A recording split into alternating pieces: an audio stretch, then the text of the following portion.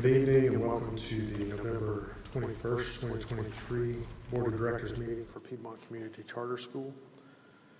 Piedmont Community Charter School is a tuition-free K-12 school that offers a superior college preparatory education option for this community and its families. As always, we'll start with a moment of silence.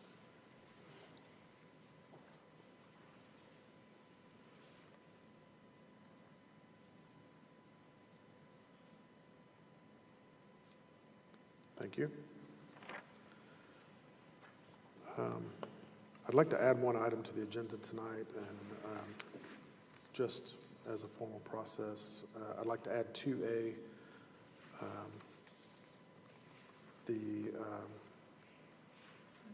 for the approval of a subcommittee for a disciplinary decision appeal. I'd like to ask that someone move to appoint me, Malia, and Scott McRaney to a subcommittee for 11/27/23. That's next Monday. Could I hear a motion for that? Make a motion to approve the creation of a subcommittee, disciplinary committee, to hear an appeal on November 27th, 2023 with Scott McRaney, Michael Satterfield, and Malia Malden as the members of the subcommittee. Is there a second? Second. All those in favor? Aye. Any opposed? Motion is unanimous. Thank you very much. Item number 3, public comments. Is there any public comments? No, sir. Thank you. Item number 4, awards and recognition. Good evening, board members. It's great to see you. Tonight we have a lot to be excited about and happy about. The elementary campus had a very successful fall book fair last month, earning a total profit of over $7,800. We thank our Piedmont families for supporting the book fair. This money will be used by our library specialist, Mrs. Worley, to purchase new books and other resources for the elementary school library. The middle school campus had a hugely successful fundraising campaign with its Vibrant Strides Patriot Color Run. We had over $14,500 in pledged donations. Money raised from this event will go toward new student desks in the 8th grade ELA classrooms. The middle school campus made a donation of almost 1,000 non-perishable food items to the Crisis Assistance Ministry of Gastonia at the end of last month. The elementary campus completed their canned food drive with just under 2,000 donated items to the Salvation Army.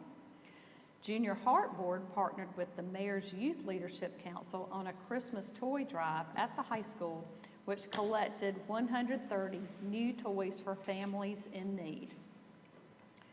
Piedmont's high school drama students participated in NCTC, the North Carolina Theater Conference, and brought home several awards. Senior Ella Lee won an Outstanding Achievement Award in writing for her play, All the Things We Don't Say. 11th grader Zach Ledbetter won an Excellence in Acting Award, and 11th grader Anna Lee won an Excellence in Technical Theater Award for lighting design. We are so proud of our students. That's great.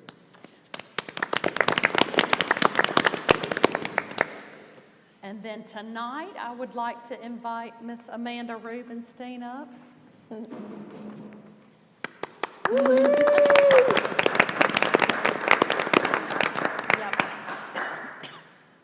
Okay. Put my glasses back on. I would like to thank and honor Mrs. Amanda Rubenstein for her outstanding leadership of our PTO. I asked Amanda to lead PTO about 10 years ago. She used her amazing communication skills and organizational skills to lead our PTO and serve our school beyond my expectations. It has been a joy to work with her planning activities for each school year. From filling the fridges at the beginning of the year to Staff Appreciation Week, I have always been able to depend on Amanda to get the job done. She is an amazing Patriot parent.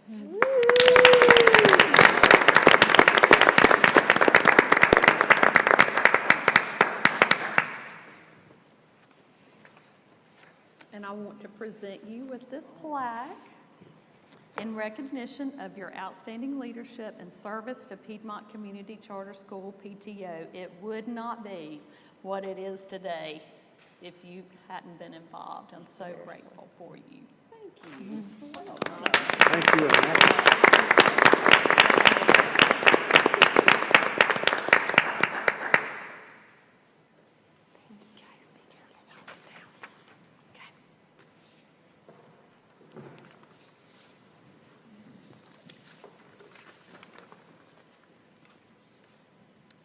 And that's all I have. Thank you. And thank you, Amanda Rubenstein. You've done a fantastic job for many, many years, and we really appreciate your participation in the school. It's made a real difference. Thank you.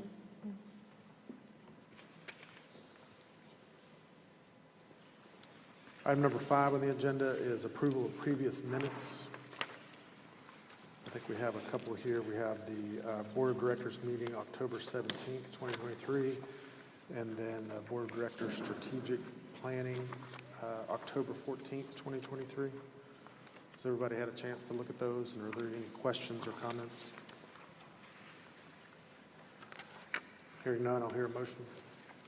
I make a motion to approve the minutes as presented for October 17th, 2023 Board of Directors meeting and the October 14th Strategic Planning meeting. Second. Motion is second. Any further discussion? All those in favor? Aye. Any opposed? The motion is unanimous. Item number 6 on the agenda is reports. 6A is the Treasurer and Finance Committee report. Thank you, sir. I'm going to start with the surplus and cash report you should have in your packet. This is for month ending October 31st of this year. Our operating account with Truist had $2,700,575.94. Student activities, $60,582.46. Our investment account, $2,372,348.12.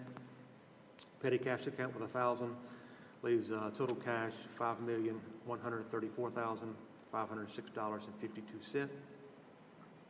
Anticipated cash position from starting with 6/30 of 2023 was $6,887,547.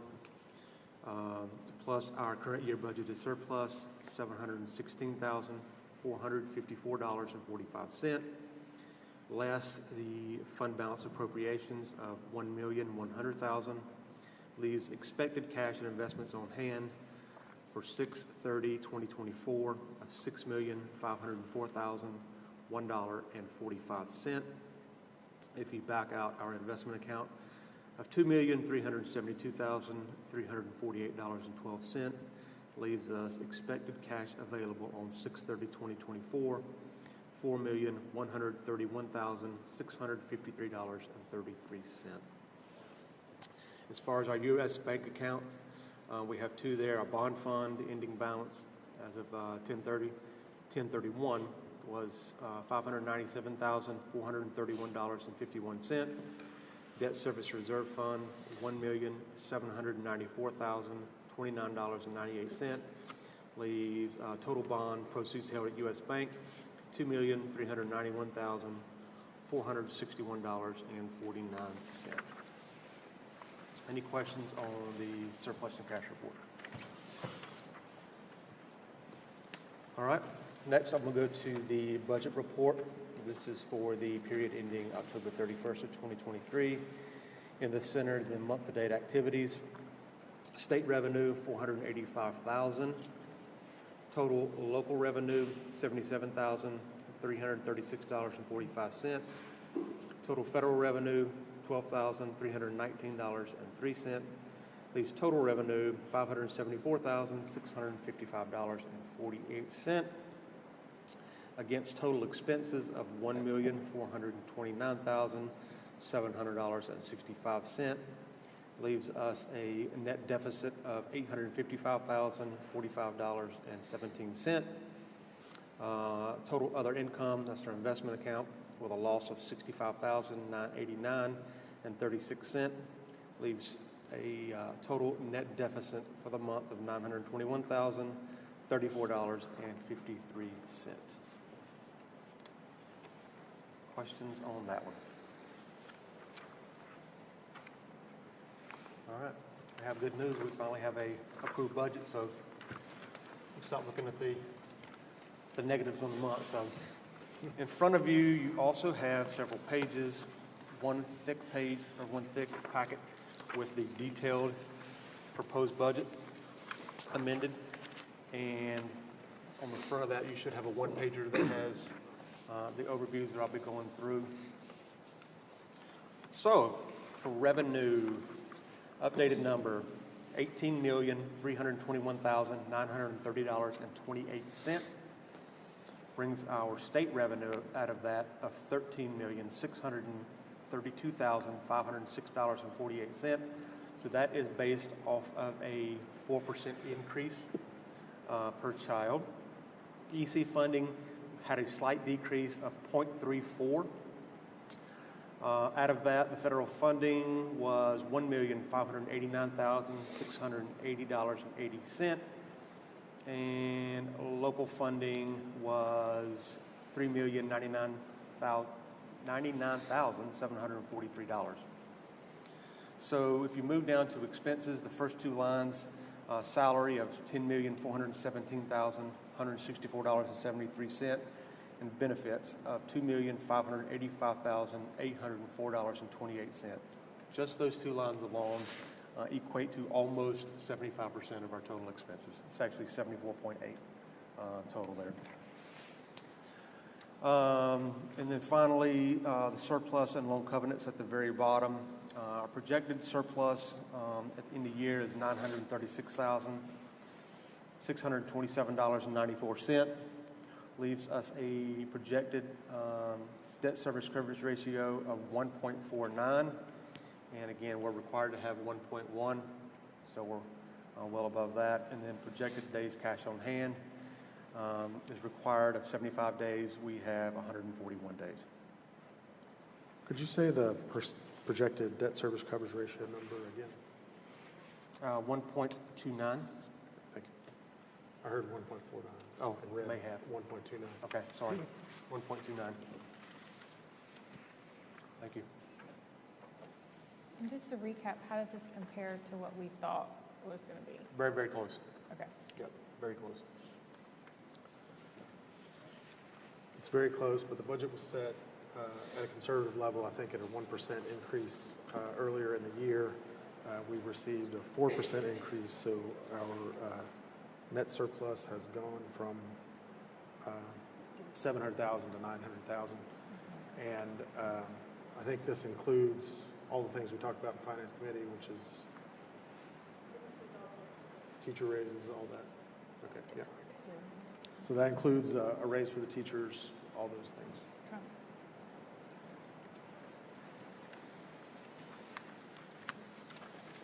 Any other questions? And then we will need approval on that. So do we hear a motion to approve the amended budget based on the new state budget numbers?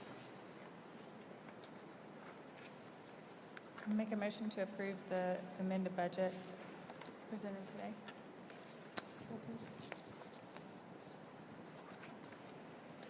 Is there a second? Second. Who seconded? Second. Is there any further discussion? Any questions? Okay. All those in favor? Aye. Any opposed? Motion is unanimous. Do we have someone taking notes? She's Ms. Parker's going wants to. to play back. Okay, all right. Am I going over scribbles or? Kind of do scribbles.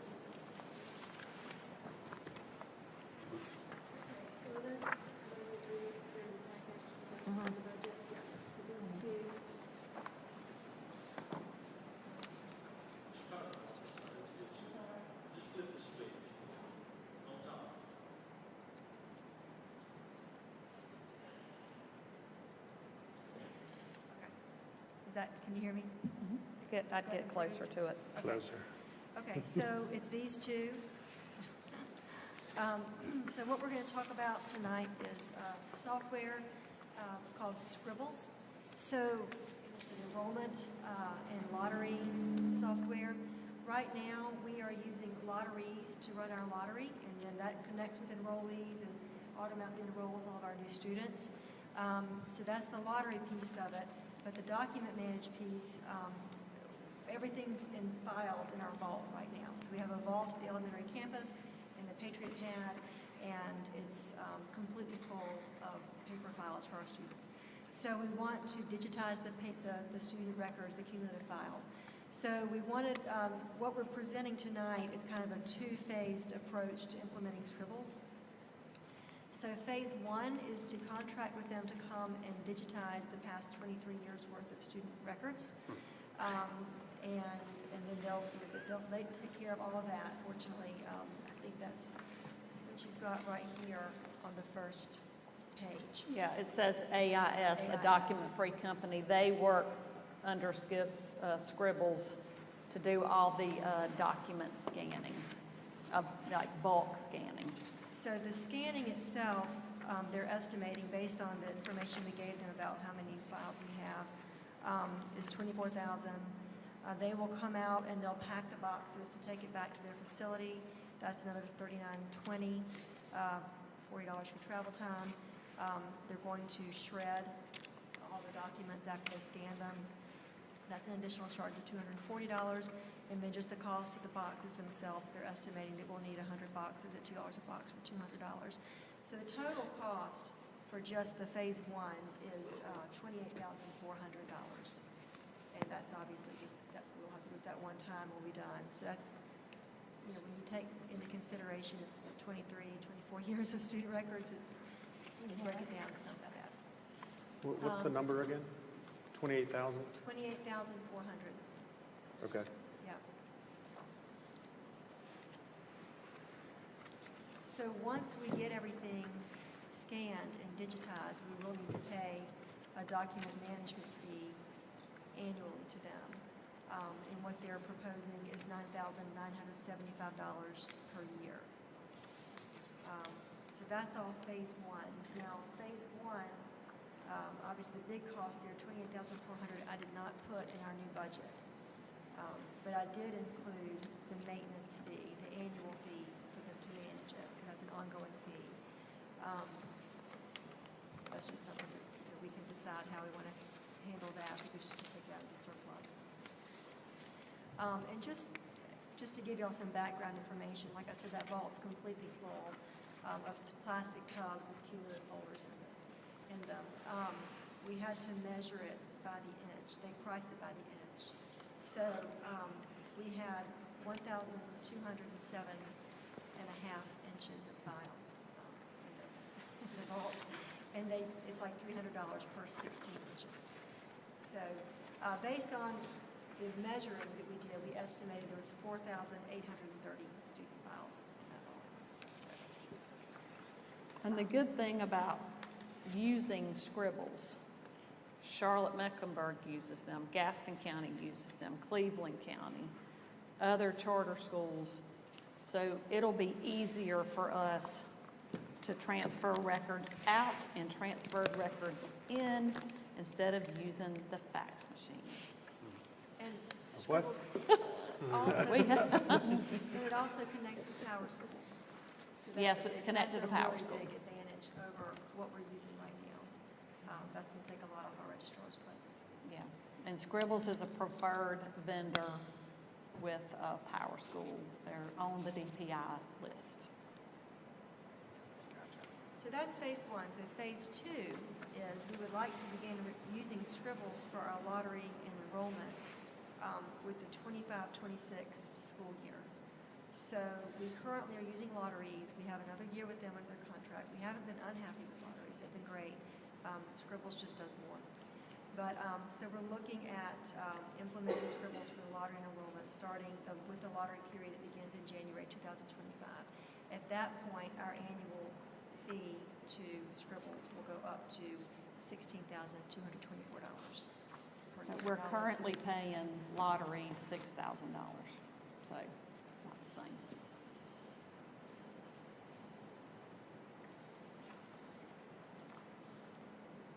So I guess with lotteries, once we get the student information, then somebody has to manually input it into Power Schools right now? Yes.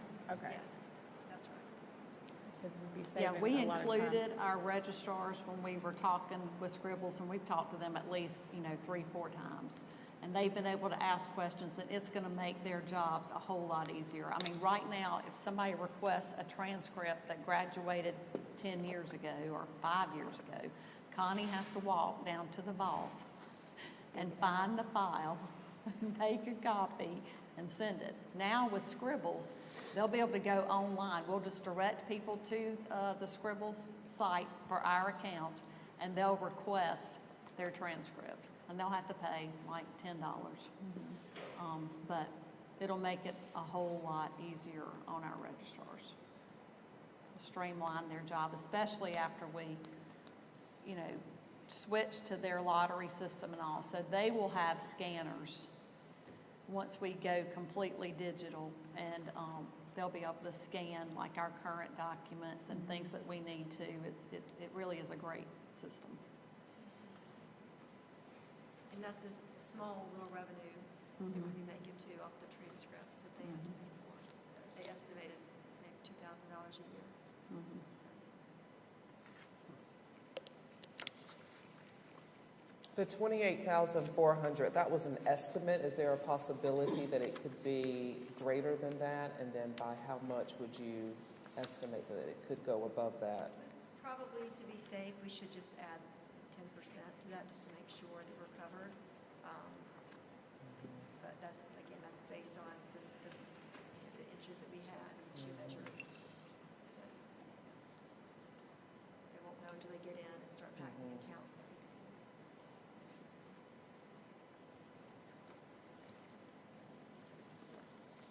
The budget that we just approved also included the transfer from lotteries to Scribbles. It included a document maintenance fee of $9,975, yes, and lotteries payment for this year. Oh, lotteries payment for this year because we're not changing until 25, 26. That's right. Gotcha. Yep.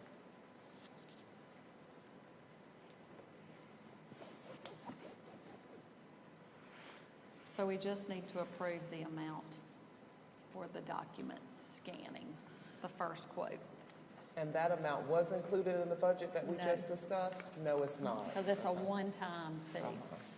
We have it? We'll just need I just to, read the numbers. Yeah. At 900,000, this is, what, about 3%? we'll just need to, take it from the surplus. When will they start, if approved? Is that this year? Yeah, they'll start right away as soon as they can get in there. Yeah, we'll get a date as soon as, like, we're gonna fax them the document tonight if you approve it. We'll fax it to them, and then they'll get with us after the break to schedule the scanning. To me, this is, sort of goes to the heart of operational efficiency and is a huge upgrade to the systems and makes them more reliable, right? Because right now, the documents are in a precarious place in our vault, and they're subject to deterioration in there, and having them electronic is a huge step forward, and hooking them in with systems, in the future with the Scribble system and those kind of things are I think are going to be great assets to us. So do we need to approve phase one or just approve it, period? You need to approve the phase one, Okay. because that money needs to come out of the surplus. Okay. The other fees are already built in the budget that you approved. I'll make a motion, we approve phase one of the DocuFree company. A second. Motion and a second. Any further discussion? I think we need to say that it's coming from the surplus. Okay, would you like to amend your I make a motion, we approve the Phase 1 to come from the surplus of the funds that we have per this AIS quote. Second. A motion and a second. Any further discussion? What if it goes over the ASI quote? Do what? Did you guys want to add 10%? Yeah, we can have that. Oh, sure. Yeah, Okay. So what's the final amount that we're agreeing to? so if we did 10%, that's what, So I you're would say looking at like 30? 32K. Okay. Yeah, I mean, if we added 10%, the exact number would be 31,200. So 32,000 would seem to cover any contingency. That would be my suggestion. Would you like to amend your motion? What's that number you said? Just 32 even. Okay. All right, I make a motion that we approve this preliminary quote per the AIS Docu-Free Company to include the 32,000 per what would be needed From the surplus. from the surplus. Second. Motion is second. Any further discussion? All those in favor? Aye. Any opposed? Motion is unanimous. I know, right? Can we approve the Scribbles contract? That's for the $9,975 and including lotteries and the enrollment package for the next year. So I make a motion that we approve the Scribble Software Solutions package at $9,000 maintenance per year to include the lottery as well. What else was it? Is the number correct? 9,975, I think. 9,975? Yeah. Thank you. Annual maintenance fee for Scribble Software Solution. Second. Motion and second. Any further discussion? All those in favor? Aye. Any opposed? Motion's unanimous.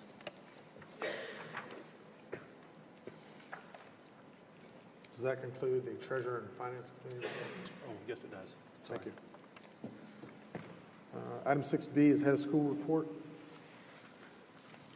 All right, our first report to go over is our compliance submission report. We did not have any submissions for the Office of Charter Schools.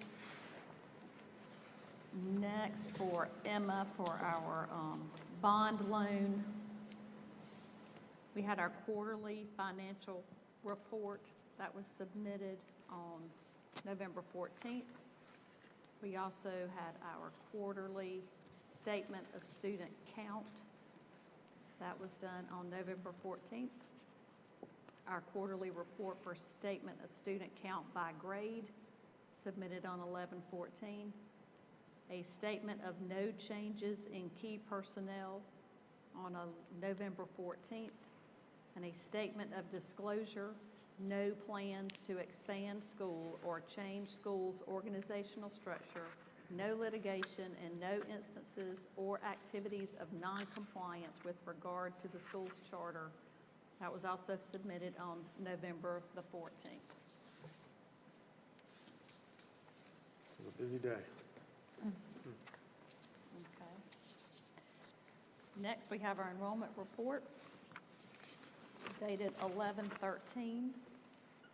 Our K-4 enrollment was 672. 5th through 8th grade, 649.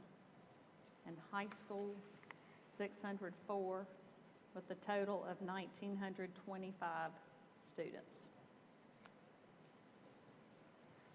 Our current wait list ending at 1,381 after the 20th day of school.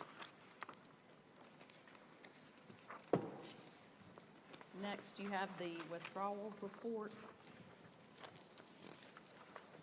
We had some families move, mostly.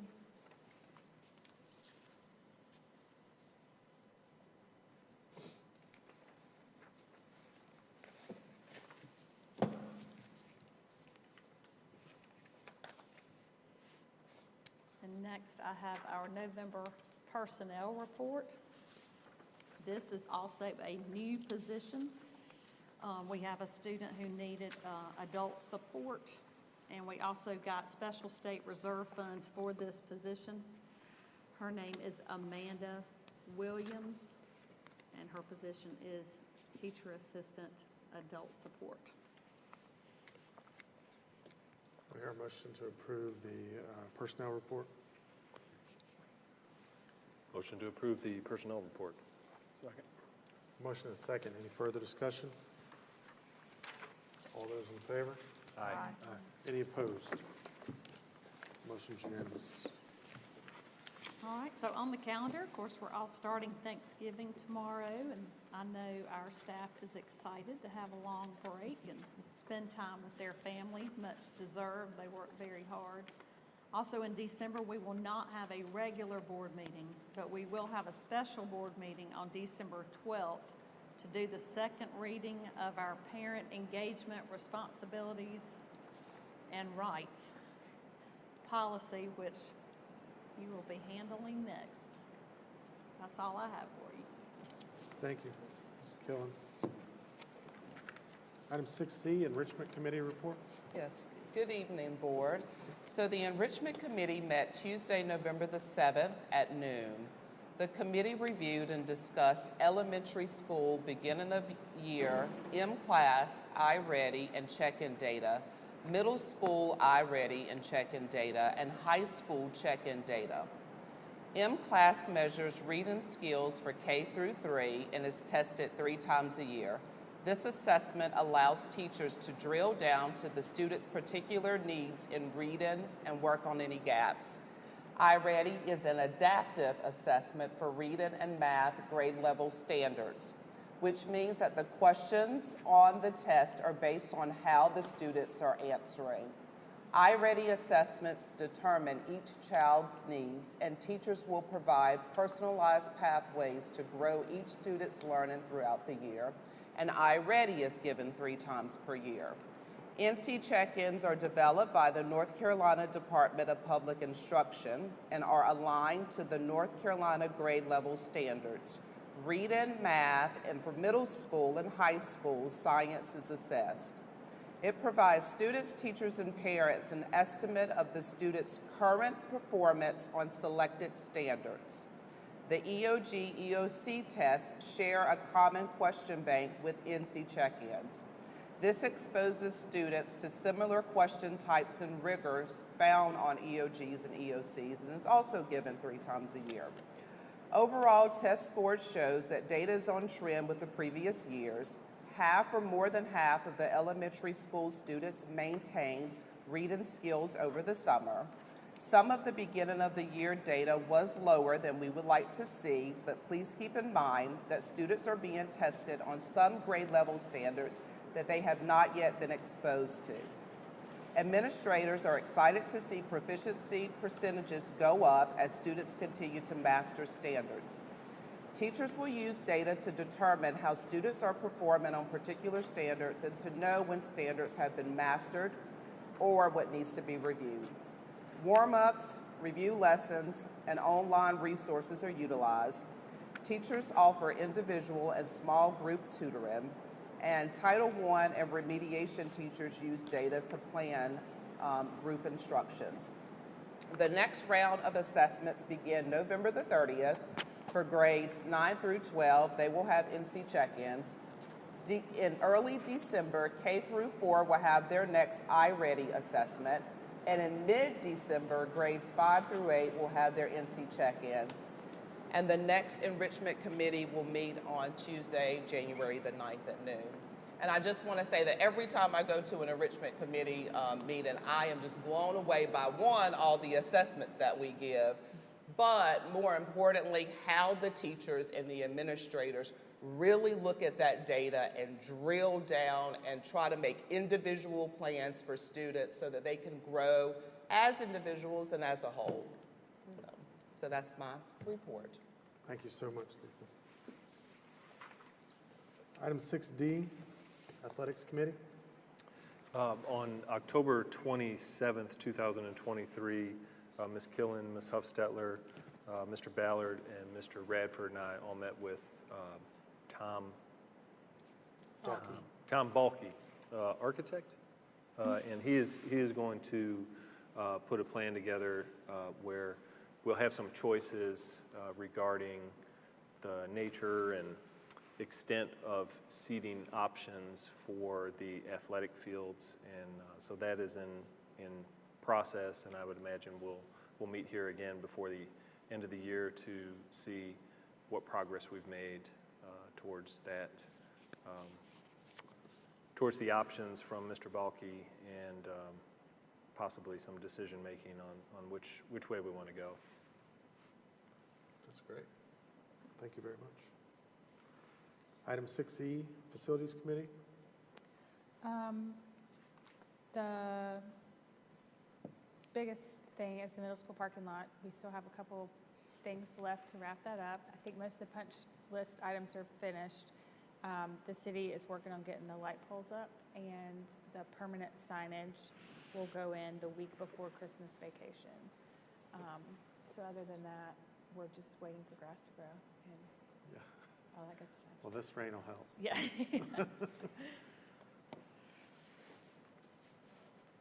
Oh, and we do have gates coming, I'm sorry. That's the other thing. There's a few smaller gates that will go on the inside of the parking lot. I know that we're also working on some more security items. I think we've got quotes on some windows and things like that, so that's working in the background as well.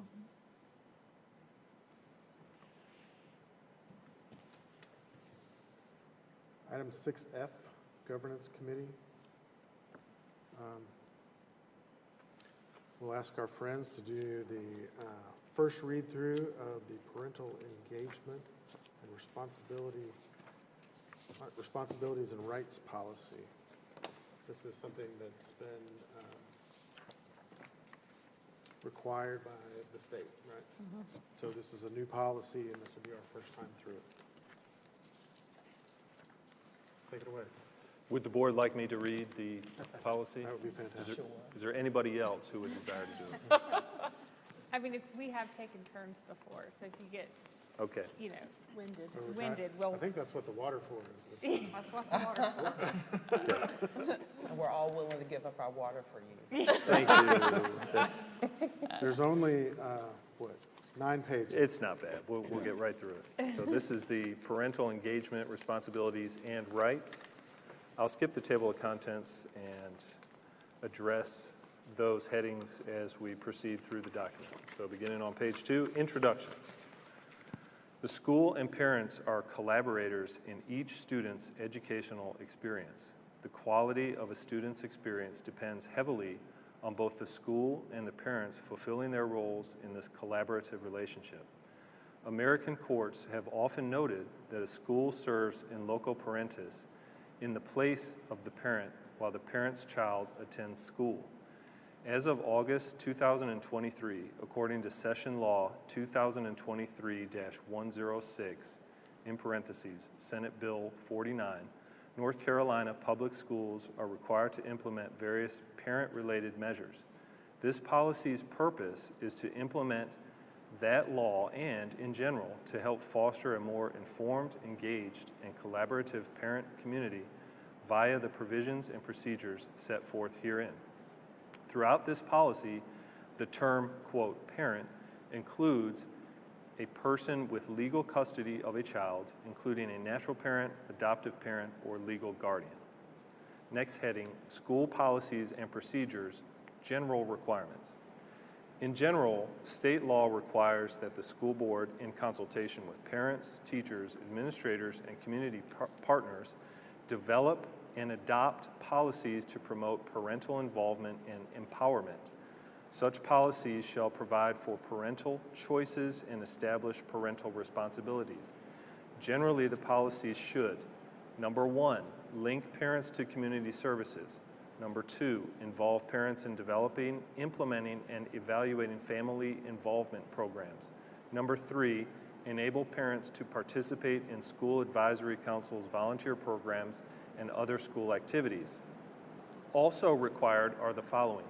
Number 1, procedures for a parent to notify the principal regarding concerns about a school procedure or practice, and a process for resolution within 7 days of the parent's notification. Number 2, provide for parental participation in their child's education to improve parent and teacher cooperation in areas such as homework, school attendance, and discipline that aligns with the Parent Guide for Student Achievement. Number 3, require the principal to effectively communicate to parents how textbooks are used to implement the school's curricular objectives. Number 4, establish a procedure for parents to learn about their child's course of study and the source of any supplementary instructional materials, including a process for parents to inspect, review, and object to textbooks and supplemental instructional materials that will be used in their child's classroom, parentheses, consistent with the requirements of General Statute 115C-98. The policy, in parentheses, procedure, shall be available for in-person review by parents at the school site and publicly available on the school's website. Number 5, establish a process for parents to review materials for and to consent or withhold consent for participation in reproductive health and safety education programs consistent with the requirements of General Statute 115C-81.30.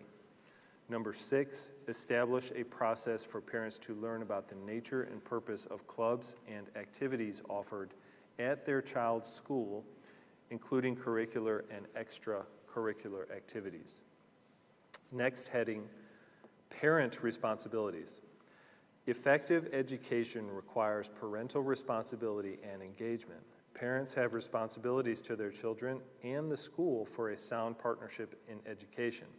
The school board believes the following are some of the more important characteristics and requirements for responsible parental involvement, in parentheses, insert list. Next heading, parent rights in general.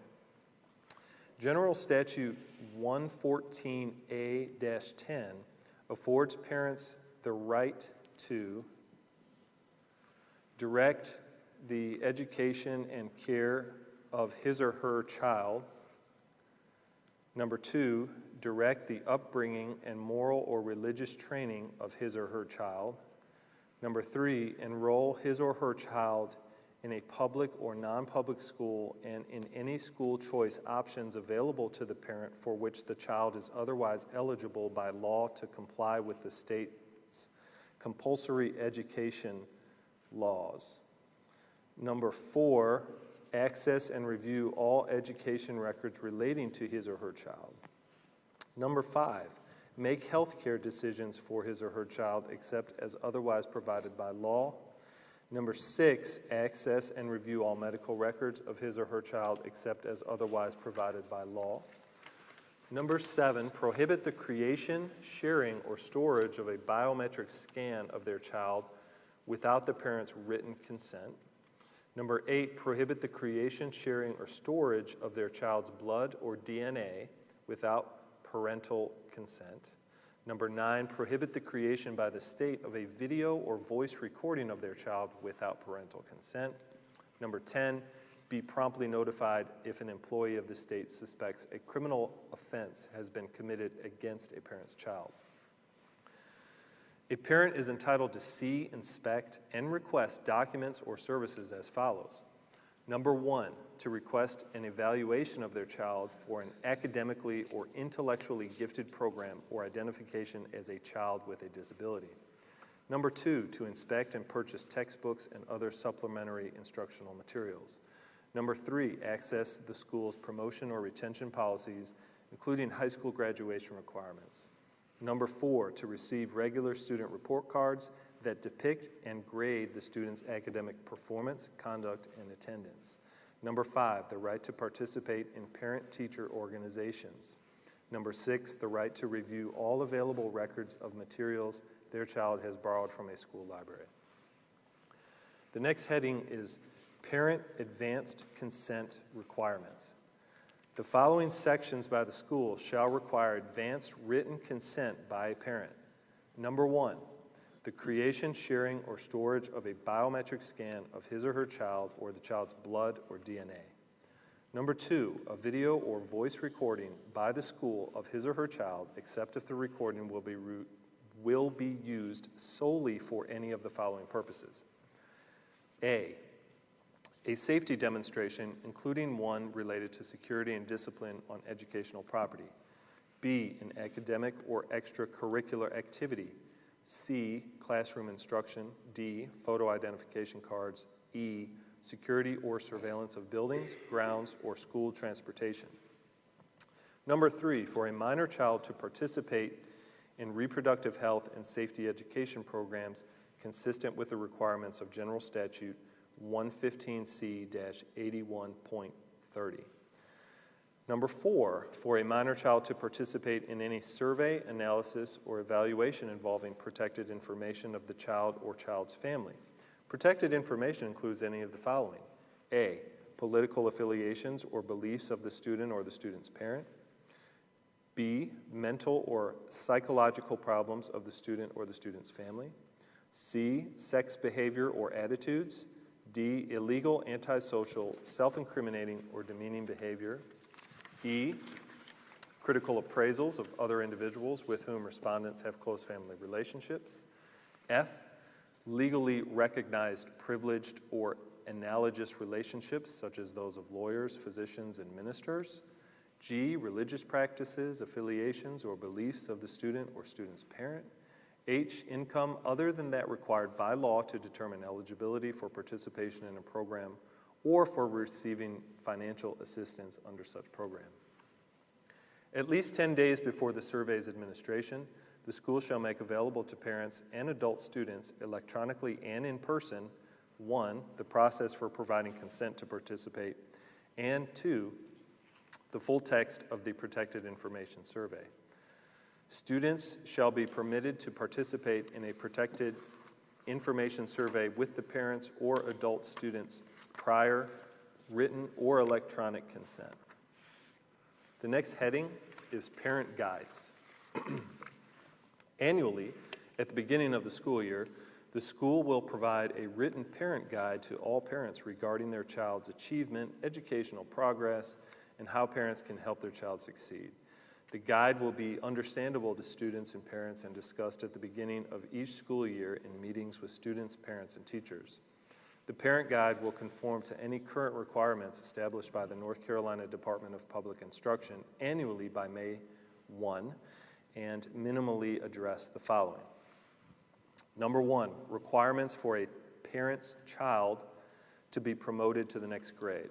Number 2, the school's course of study, textbooks, and other supplementary instructional materials and policies for inspection and review of those materials. Number 3, progress of the parent's child toward achieving state and unit expectations for academic proficiency, including policies for student assessment and their child's assessment results, report cards, and progress reports. Number 4, qualifications of their child's teachers, including licensure status.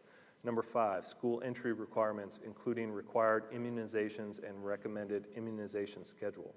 Number 6, services available for parents and their children, in parentheses, for example, family literacy services, mentoring, tutoring, college planning. Number 7, opportunities for parental participation, in parentheses, for example, parenting classes, adult education, school advisory councils, and school volunteer programs. Number 8, opportunities for parents to learn about rigorous academic programs that may be available for their child, in parentheses, for example, honors programs, career and college promise and other dual enrollment opportunities, advanced placement, advanced international certificate of education, in parentheses, AICE courses, international baccalaureate, North Carolina virtual high school courses, and accelerated access to post-secondary education. Number 9, public and non-public school options available to parents in the community. Number 10, rights of students who have been identified as students with disabilities. Number 11, contact info for school and unit offices. Number 12, each healthcare service offered at the school and the means for the parent to consent to any specific service. Number 13, resources for information on the importance of student health and other available resources for parents, including available immunizations and vaccinations, recommended immunization schedule, in parentheses, according to the United States Centers for Disease Control, prevention recommendations, and meningococcal meningitis and influenza information. Number 14, parental actions that can, A, strengthen the child's academic progress, especially in the area of reading, B, strengthen the child's citizenship, especially social skills and respect for others, C, strengthen the child's realization of high expectations and setting lifelong learning goals, D, foster effective communication between the school and the home. Number 15, the special procedures for resolving a parent concern, in parentheses, outlined in this policy. The next heading is school notifications to parents. The school, by law, must notify parents about the matters set forth below. The first heading is name or pronoun changes. The school will notify a parent before any changes in the name or pronoun used for a parent's child in school records or by school personnel as required by General Statute 115C-76.45. The next heading is suspicion of criminal offense. The school will notify a parent if a school employee suspects that a criminal offense has been committed against the parent's child unless the incident has first been reported to law enforcement or the county child welfare agency, and parent notification would impede an investigation. The next, the two previous headings, suspicion of criminal offense and name or pronoun changes, were subheadings under school notifications to parents. And the next major heading is special procedures for parent information requests, curricula, and textbook reviews, and student health procedure concerns. According to state law, the following requests and concerns require specific school measures and afford particular appeal rights. These appeal rights are distinct from the school's general grievance procedures, which apply to all other matters. The first subheading under the previously read heading is parent information requests, and this has a subheading of initial request to principal for information. A parent may request in writing from the principal any information the parent has the right to access as contained in this parental rights policy or by law. The principal, within 10 business days, shall either 1, provide the requested information, or 2, provide an extension notice to the parent that due to the volume or complexity of the request, the information will be provided no later than 20 business days from the date of the parental request. There's a second subheading titled Parent Information Request Appeals. If the principal denies or fails to respond to the request for information within 10 business days or 20 business days following an extension notice, the parent may make a similar request to the head of school. This request shall specify the time frame of the denial or failure to provide information by the principal. If the head of school denies or does not respond to the request for information within 10 business days, the parent may appeal the denial or lack of response to the school board. Such appeal must occur within 20 business days of the request to the head of school as provided in subsection B of this section. The governing body shall place the parent's appeal on the agenda for the next meeting of the body occurring more than 3 business days after submission of the appeal. A decision by the board is final and is not subject to judicial review. A subheading under the major heading beginning with special procedures is curricular, instructional, and media center materials, parental review and resolution process. Subheading availability of school instructional materials. The school shall strive to use the best available instructional curricula, textbooks, and supplementary materials and library resources to fulfill the school's mission.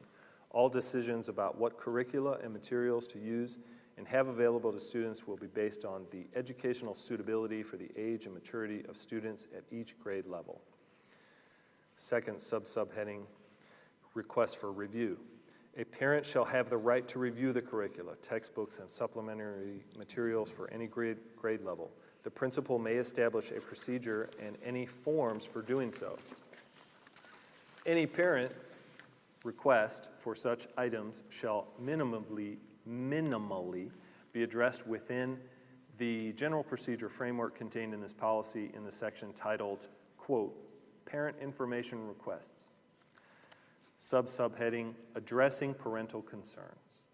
If a parent has a concern regarding school curricula, textbooks, supplementary, and library materials, the parent may use the process set forth below for addressing parent concerns regarding school procedure or practice. And the next is a subheading under the special procedures for parent information. And this subheading is titled, Parent Concerns Regarding School Procedure or Practice Related to Student Physical and Mental Health. A parent has the right to notify the principal of a concern regarding student physical and mental health. Concern. Might be an extra concern there.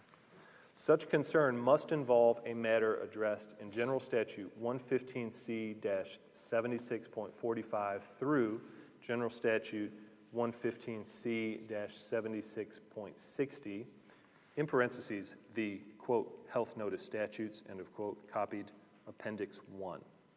The parent concern shall be stated in writing and in a form as the principal may require. Minimally, the concern must specifically address the following.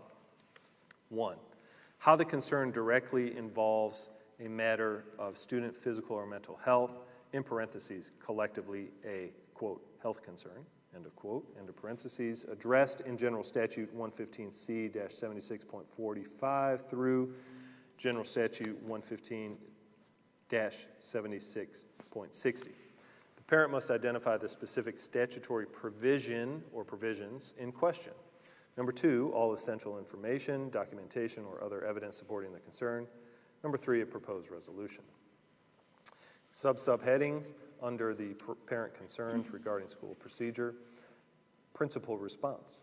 The principal shall determine whether the concern involves a matter addressed in the health notice statutes.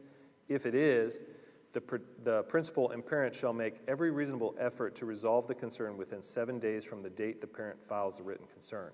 If the matter is not resolved within 7 days, the principal shall notify the parent of the status of the matter, in parentheses, quote, status notice. If the matter is addressed in the health concern statutes, the principal shall identify further steps for resolving the concern within 30 days from when the concern was filed. If the matter is not addressed in the health notice statutes, the notice shall so state. The principal may choose to use applicable procedures from the school's regular grievance procedure or propose an alternative process for resolution within 30 days. The next subheading, final notice. Upon resolution or at the end of the 30 days, if the matter is not resolved, the principal shall provide written notice of the outcome, in parentheses, quote, final notice, of the matter in reasonable detail regarding the resolution or lack thereof and the reasons. All written notices may be by email, regular mail, or any other reasonable written form so that the parent may reasonably understand their content. Final subheading, subsequent parent appeal rights. General Statute 115C-76.60 affords a parent whose concern is not resolved within 30 days the right to A, request a parent concern hearing with the State Board of Education, or B, file a suit for declaratory judgment under General Statute 1, Article 26. Next subheading, regular grievance procedures. Any other matter not requiring a special procedure described in this subsection shall be subject to resolution and appeal rights in the school's grievance procedures. Next major heading, employee provisions related to student well-being. First subheading, parental notice/discussions. School personnel may sometimes become aware of a matter significantly affecting or potentially affecting a student's mental, emotional, or physical well-being that a parent should be aware of, consistent with the parental rights set forth in this policy. In such instances, the school personnel shall do one or both of the following. 1, encourage the student to discuss such issues with his or her parent, or 2, facilitate discussion of the issue with the student's parents. Second subheading, dissuading parental notification. Any school employee who does or attempts to encourage or coerce a child to withhold information from his or her parent may be subject to employee disciplinary action. Next and final major heading, annual school reporting. By September 15 of each year, the school will report to the North Carolina Department of Public Instruction the following information. Number 1, the school's current parent engagement rights and responsibilities policy and procedures, including delineation of any modification from the prior year's reported policy. Number 2, the number of appeals to the school board related to parental requests for information as required by General Statute 115C-76.40, and the percentage of appeals decided in favor of the parent and in favor of the administration in the prior school year. Number 3, the number of statements to parents, in parentheses, of reasons for not providing the requested information. Excuse me.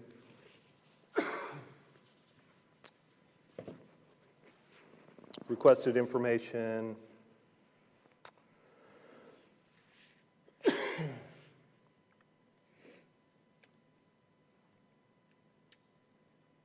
As required by General Statute 115C-76.60A.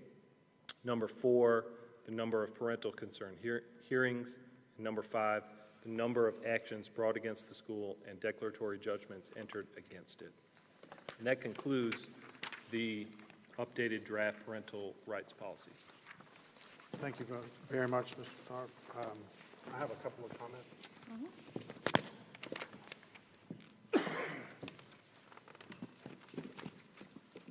On page 3, under parent responsibilities, obviously we have not developed a parent responsibilities list, so we'll need to do that before the second reading. I'll put it out to the board. Is there anything that anybody has on their mind that they think ought to be on that list?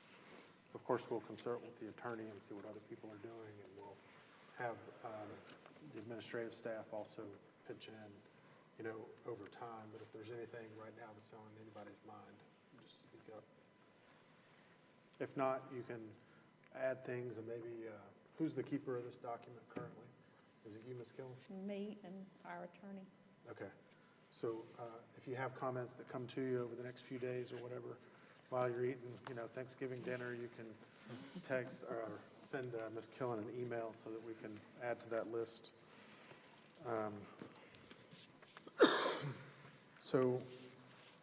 The second comment I have is under parent rights on the same page, page 3, parent rights in general.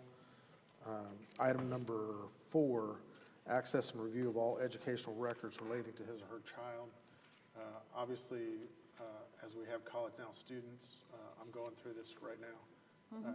Access to their records from Gaston College. There's a procedure that must be followed, and we're working, I think, Ms. Killen and I, to streamline that process so that when they sign up for those classes, access is given to the parent to see the records, their grades and those kind of things, because right now there's a process, but if I were to need to talk to a Gaston College teacher, I would have to, and I wanted to do it like in the next 2 days, right? I would have to go down there to Gaston College, fill out a paperwork, have my daughter with me, and then schedule a time with the instructor, and you know, there's a big delay. So I think streamlining that process is going to be very important for the things that we've talked about in strategic planning and those kind of things, so that we're living up to what we're saying in this policy with other policies.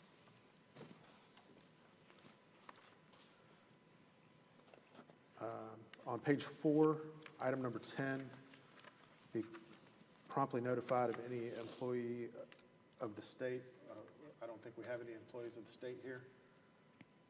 Item number 10, top of the page. Gotcha. I was looking too far down. Tied in with the things I just discussed about Gaston College and College Now program. Item number 4, kind of middle of the page, to receive regular student report cards. And under the big heading, Parent Advance Consent and Requirements, what was read is the following sections by the school. It's actually the following actions by the school.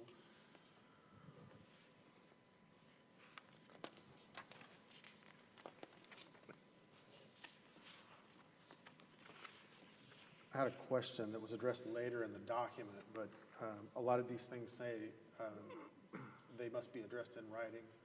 I think we're all assuming that email is part of writing, but maybe we could spell that out in certain sections. Okay.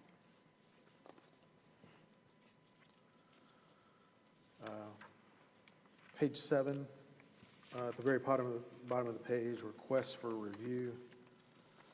The second sentence, the principal may establish a procedure and any forms for doing so. This is just more of a heads up, like I guess we need to develop those forms over time.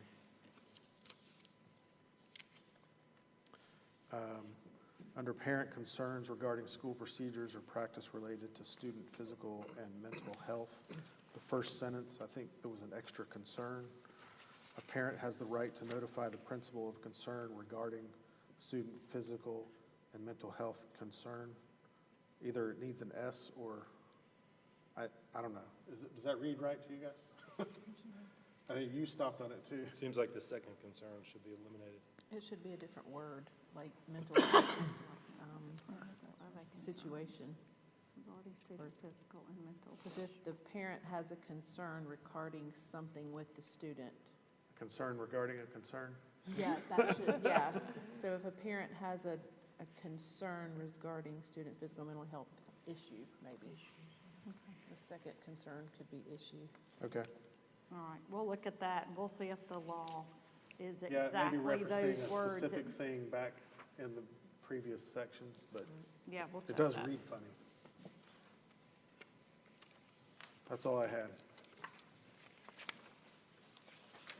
So this was pulled directly from what the state, Yeah, it looks the like, state statute, according to right? this, it was pulled off Lexus Services, which is a lawyer thing. right, okay.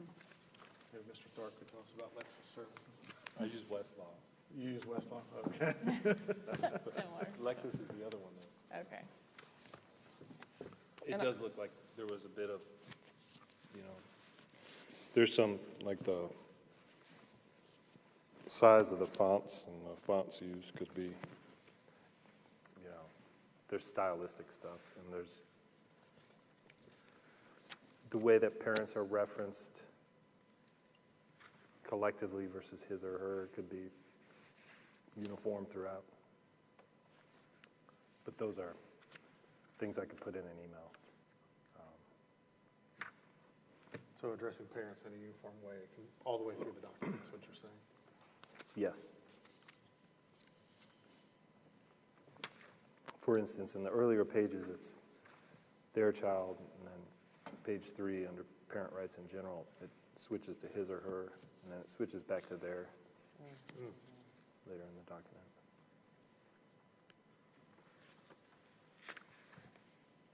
Ms. Killen, I saw a lot of establish a procedure, establish a process. I guess I was just wondering, how much more work, will there be much more work to establish these processes and procedures?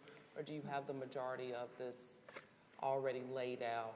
Typically, when a policy is, once the policy's created by the board, then we write our procedures as, and a lot of this, you know, is new, and some of this, I can be quite honest, has never applied to us. Right. Like the DNA and the Yeah, child's blood what is and the all that. biometric scan? That's never, ever, I don't even know what they're talking about or why a school would have something like that. So, you know, we'll just have to write the procedures as we deal with anything new. I mean, typically, you know, a parent has a concern, we address it immediately anyway. So it's just a matter of figuring this kind of, you know, living with the new law and the policy. I can't like immediately come up with a procedure for anything. We'll sit down and I know David will have some procedures written out too. A lot of our grievance policy is very similar. David is the attorney, Yeah, David Hostetler, our attorney. not the other David. Yeah, not David Benfield, David Hostetler. But we will work through it. I just felt like there was going to be more work for you guys to go through, but a little bit at a time. Yeah. I mean, to me, the most difficult part is them putting in procedures that may conflict with our grievance policy or something like that. So there are procedures in here that I think are meant to comply with the actual letter of the statute, right? But then, you know, in what cases do they supersede our grievance policy, and how are we going to use them? And that's, to me, where the rub happens, right? Like, what makes a difficult situation is when you don't know exactly what to do, right? Is that when we would just lean on the attorney, right? And just say. Yeah, and the Because experience of the it's- administration and. Yeah. Yeah, I mean, if anything came up that we weren't, you know, familiar with dealing with, we would go step by step with our attorney.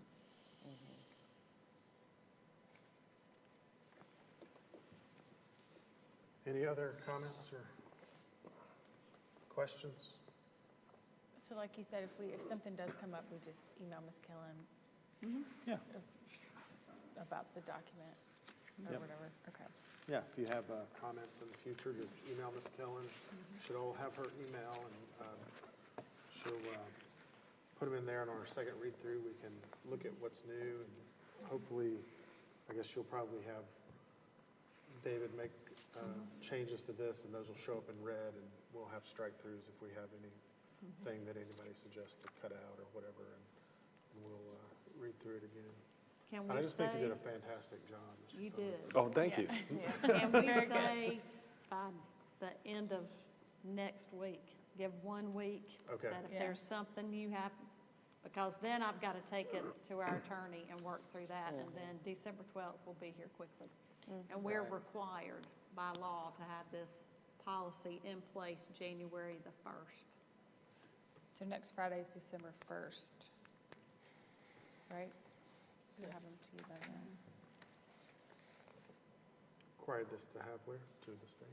I'm sorry, what? Required to have it to where by the 1st? We're required by law to have the policy in place by January the 1st. Oh, January the 1st, okay. Yes.